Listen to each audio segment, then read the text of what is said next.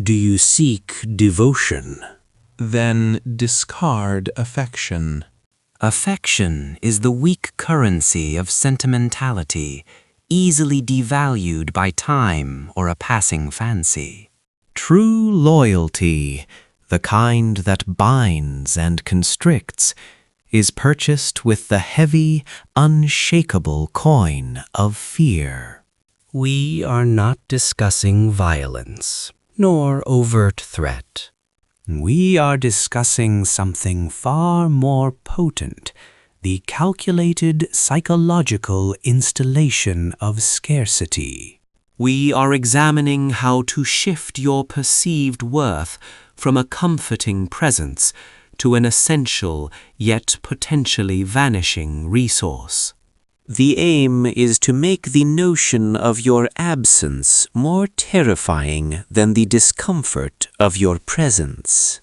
How do you transform the desire for your company into the dread of its termination?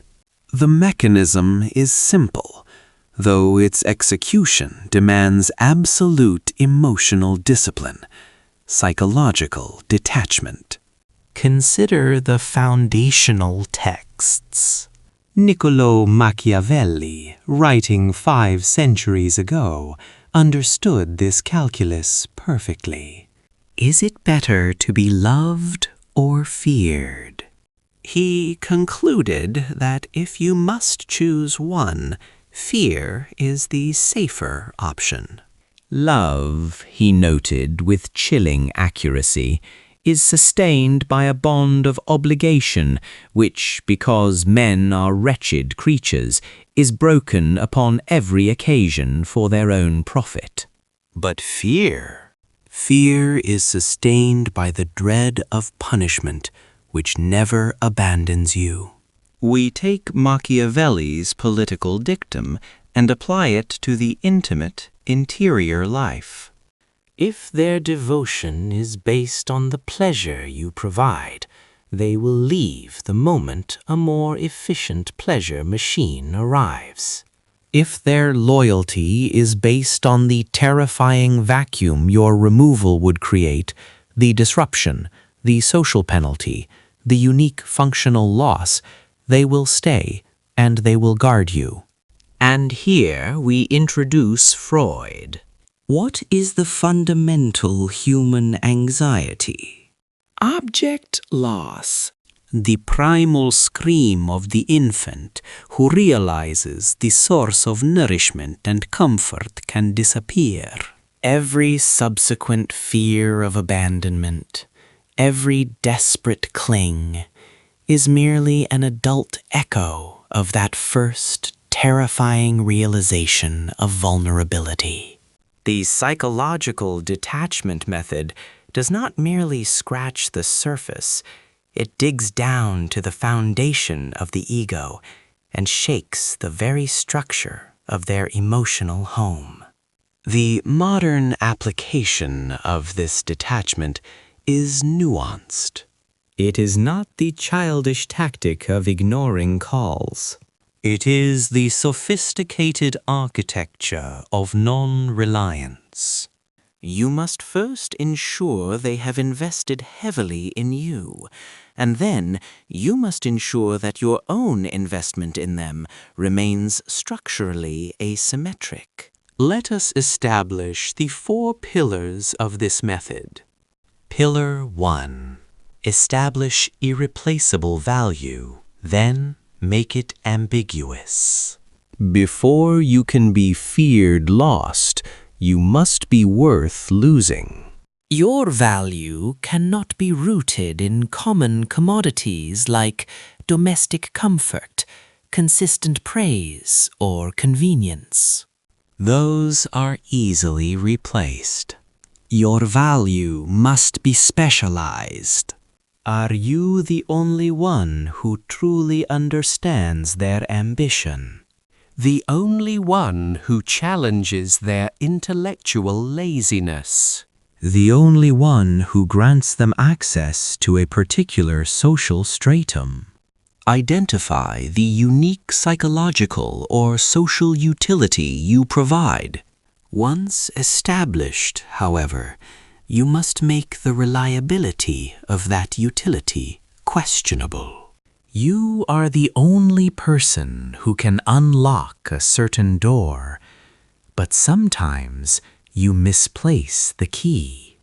Your presence must feel like a deliberate choice you make every morning, not an inevitability they can afford to take for granted. Do you always answer immediately? Why? Immediate availability reduces perceived worth. Always allow a controlled, calculated delay, a moment in which they must confront the silent question, where are they? Are they considering alternatives? Am I still the priority? Pillar 2. The strategy of controlled absence. Attachment thrives on predictable presence. Fear thrives on unpredictable absence. You must become adept at vanishing. This is not ghosting, which is clumsy and signals weakness. This is controlled surgical removal.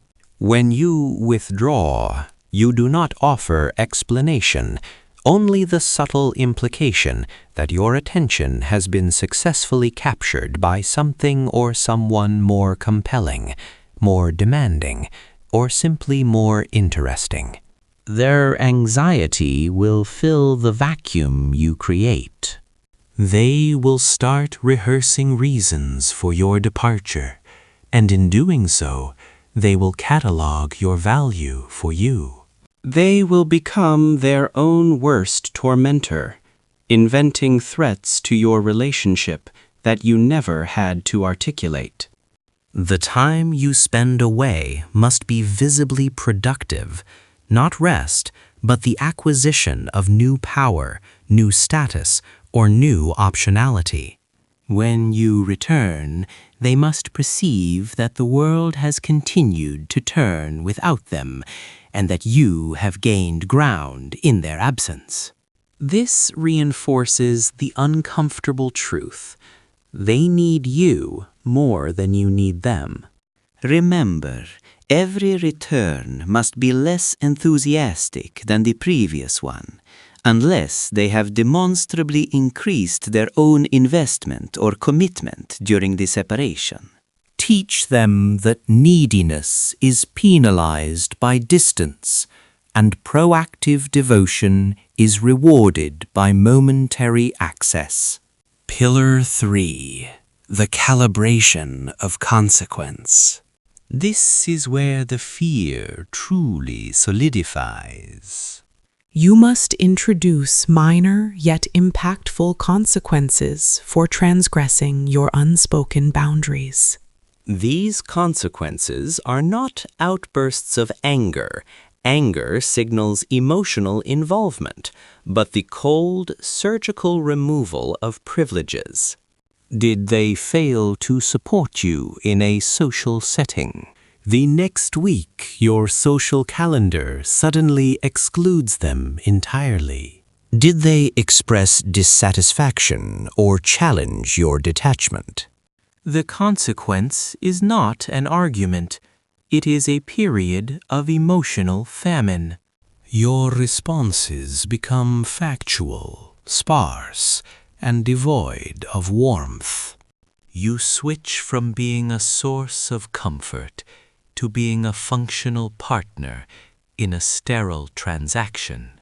They must learn through behavioral conditioning that challenging your autonomy leads to the immediate, visceral sensation of potential loss.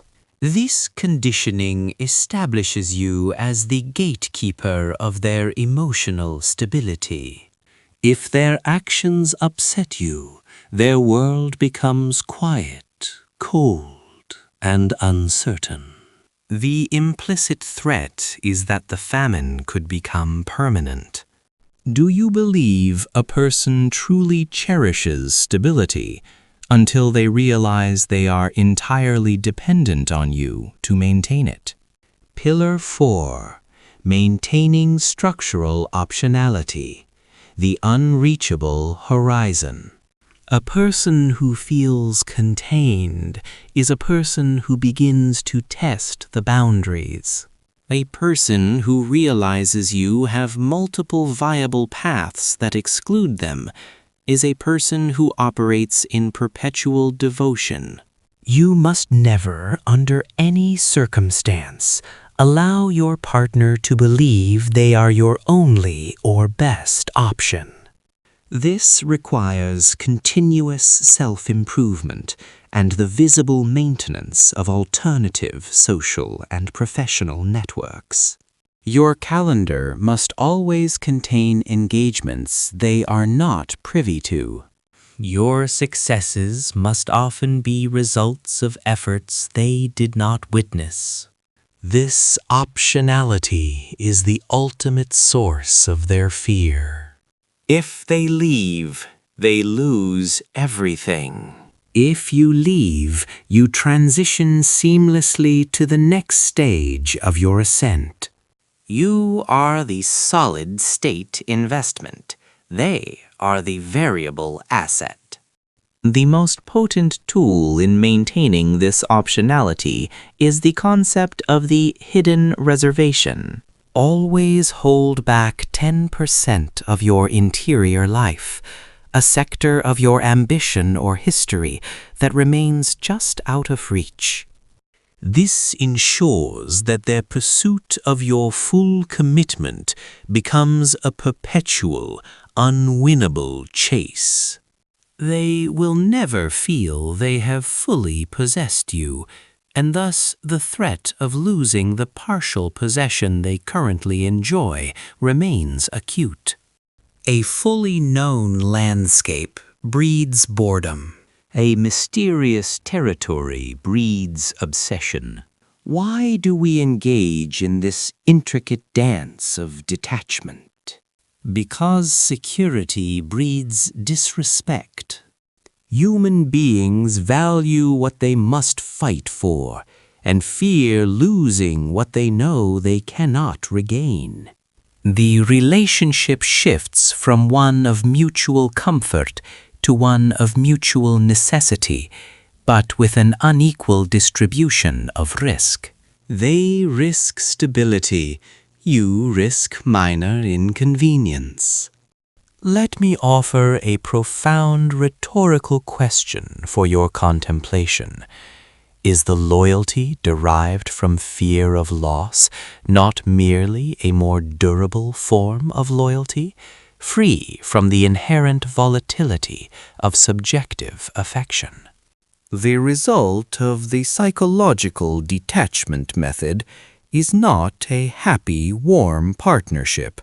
That is for the naive. The result is a highly functional, stable architecture wherein your partner's compliance is maximized and their energy is channeled into proving their worthiness rather than challenging your authority. They will find themselves doing things they once swore they never would, justifying compromises in their own value system, simply because the anxiety of your absence has become psychologically unbearable.